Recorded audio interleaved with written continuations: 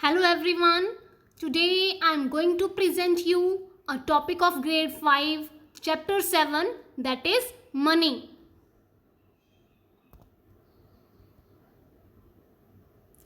How many पैसे are there in 1 rupee? 1 rupee में कितने पैसे होते हैं?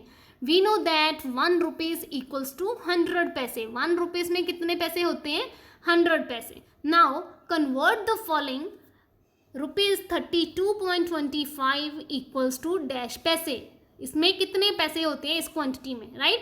वी नो दैट 1 रुपीज़ में कितने पैसे होते हैं? 100. सो 32.25 में कितने होंगे? Then you have to multiply this quantity with 100 के साथ आपको मल्टीप्लाई करना पड़ेगा, राइट? सो अगर आपको रुपीज़ को पैसे में कन्वर्ट करना है तो क्या करते हैं? मल्टीप्लाई करते हैं 100 के साथ, राइट? तो आपने इसको क्या कर दिया? Multiply with 100 and I get 3225 पैसे, राइट?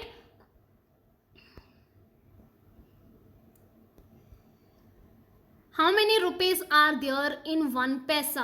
1 पैसे में कितने रुपीज होते हैं? 1 पैसा इक्वल्स टू 1/100 रुपीज. 1 डिवाइड 100 और 1/100 आर सिमिलर. सो 1 पैसे में कितने रुपीज होते हैं? 1/100 rupees. Example, convert the following 9580 पैसे टू रुपीज़. आपने इसको किस में कन्वर्ट करना है? रुपीज़ में. 1 जो पैसा है उसमें कितने रुपीज़ होते हैं? 1 डिवाइड 100 रुपीज़ होते हैं, ठीक है?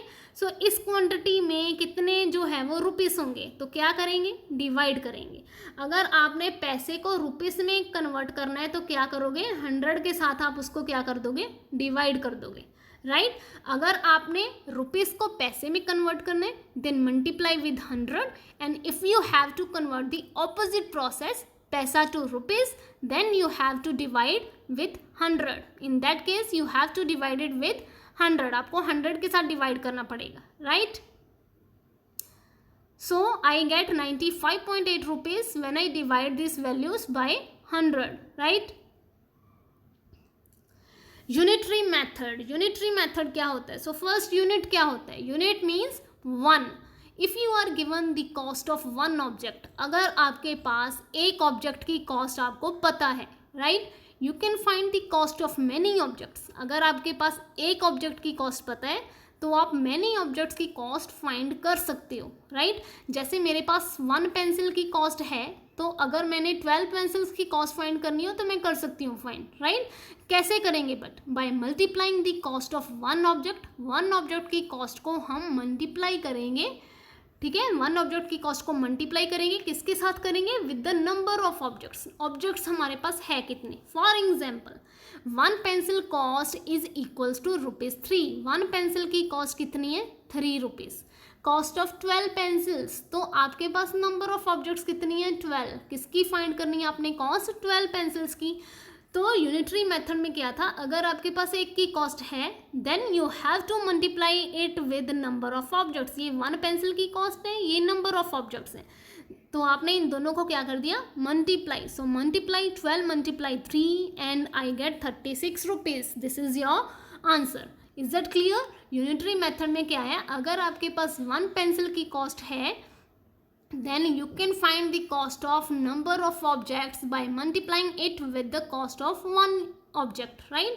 So आप उसको 1 कॉस्ट को ऑब्जेक्ट की कॉस्ट को मल्टीप्लाई करके वैल्यू फाइंड कर सकते हो, right? So how to find the cost of 1 pencil. Previous आपने किया था, 1 पेंसिल की कॉस्ट आपको गिवन थी और आपने नंबर ऑफ ऑब्जेक्ट्स की कॉस्ट फाइंड करनी थी, राइट? सो बट यहाँ पे क्या है? उन्होंने बोला कि अगर 1 पेंसिल की कॉस्ट फाइंड करनी हो, अगर आपको पता ही ना हो 1 ऑब्जेक्ट कितने की है, तो आप क्या करोगे? What you have to do now? So when you know the cost of 1, अगर आपके पास एक ऑब्जेक्ट की कॉस्ट का आपको पता है, you can find out the cost of as many as you want by multiplication. अगर उन्हें बोला एक की ऑब्जेक्ट कॉस्ट आपको पता है तो आप बाकी ऑब्जेक्ट्स की कॉस्ट मल्टीप्लाई करके फाइंड कर सकते हो, right? But what if the cost of 10 pencils is given. अगर आपके पास 10 पेंसिल की कॉस्ट गिवन है ₹22 and you have to find the cost of 1 pencil. आपने 1 पेंसिल की कॉस्ट फाइंड करनी है, तो क्या करोगे? राइट, बट यहाँ पे उल्टा प्रोसेस है। 10 पेंसिल्स जो है उसकी कॉस्ट आपको गिवन है ₹22, आपने 1 की फाइंड करनी है, right. So previous case opposite था, 1 की गिवन थी, मल्टीपल ऑब्जेक्ट्स की फाइंड करनी थी, यहाँ पे 10 की गिवन है, आपने 1 की फाइंड करनी है। So what you will do in that process, इस तरह के केस में आप क्या कर सकते हो, right. See the next picture. Since this is a reducing और डिक्रीजिंग ऑपरेशन, जो 1 है वो वैल्यू डिक्रीज हो रही है। So we divide the cost by the number of items to get the cost of 1 item. अगर कोई चीज़ डिक्रीज हो रही है तो उस प्रोसेस में हम क्या करते हैं, divide. For example, the cost of 10 pencils is ₹22।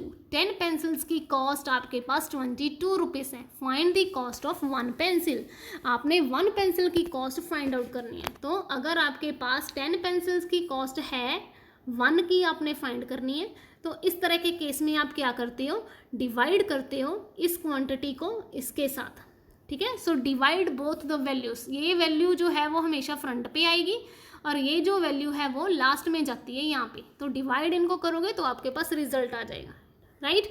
So previous आपने क्या किया था, अगर आपको 1 की गिवन होती है, आपने मल्टीपल ऑब्जेक्ट्स की फाइंड करनी होती है, then you have to multiply the values, उस केस में आप मल्टीप्लाई करते हो। बट ऑपोजिट प्रोसेस में क्या होता है, ज़्यादा ऑब्जेक्ट्स, मल्टीपल ऑब्जेक्ट्स की वैल्यू गिवन है, but you have to find the value of 1, cost of 1 की कॉस्ट फाइंड करनी है, तो आप क्या करते हो, डिवाइड करते हो, राइट। सो उल्टा प्रोसेस होता है। सो उसमें मल्टीप्लाई करते हो, और अगर 1 की फाइंड करनी हो तो क्या करते हो, divide, right. So another example of unitary method, John bought 10 notebooks for ₹124. John ने 10 notebooks buy करी 124 rupees की, right? How much would he have to pay for 7 notebooks if he buys next time? अगर उसने 7 notebooks buy करनी हो next time, तो वो कितनी मनी पे करनी पड़ेगी उसको, राइट। सो हमारे पास गिवन में क्या है, जो आपके पास 10 notebooks हैं वो कितने की हैं, 124 रुपीज़ की, राइट। और अगर आपने 7 नोटबुक्स फाइंड आउट करनी हो तो कितने रुपीज़ की आएंगी। So this is your question, 10 notebooks equals to ₹124 and you have to find the value of or the cost of 7 notebooks, right. So 7 notebooks की कॉस्ट आपने क्या करनी है, फाइंड करनी है, राइट।